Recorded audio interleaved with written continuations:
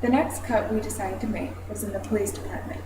This would mean cutting 40 positions that are currently being held in the department. The reason that we decided to do this is because the problem is not the number of police, but rather the department of police. According to the Detroit News on June 2012, Andre Ventura, a resident of Detroit, stated that when police are called to a crime scene or if they've got a problem, no one comes. This means that the problem is not the number of police, but more that the police need to be better trained or there needs to be more police assigned to patrol. Another reason for cutting this department would be because the issue is not to hire more police. If we didn't cut 40, it'd still be at the same 40 that are currently having jobs. The decision is not whether to hire more, but rather to fire 40 people.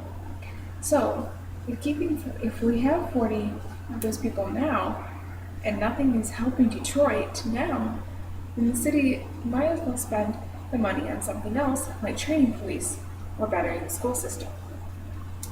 The next and last program we decided to cut is the Youth Violence Prevention Plan.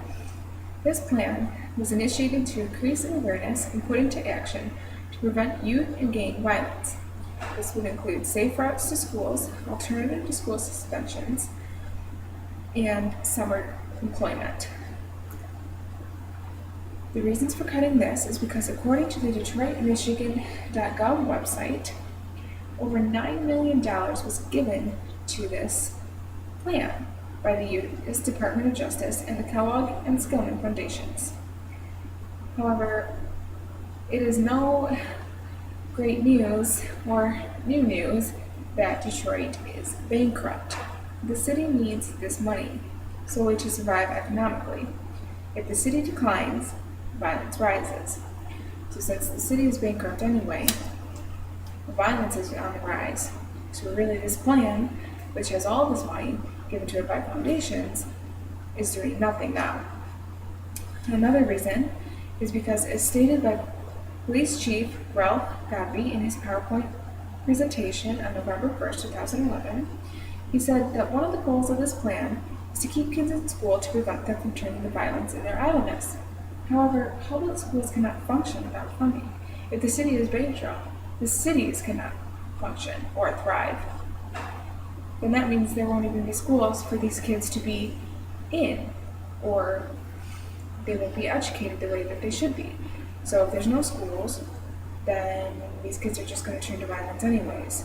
So really, there's no point in keeping funding for this plan when there's no funding for schools. But these are all great plans to save the city of Detroit. Cuts must be made due to financial difficulties of the city. This council has decided to keep the shelter and homeless assistance programs, as well as Project 14 and residential demolition program, while cutting the Transforming Detroit Police Department and the Youth Violence Prevention Plan. As stated before, though these are all great ideas, we have chosen to cut these ones because these programs are using money with no beneficial outcome, and thus the money could and should be used for programs that will truly save the city.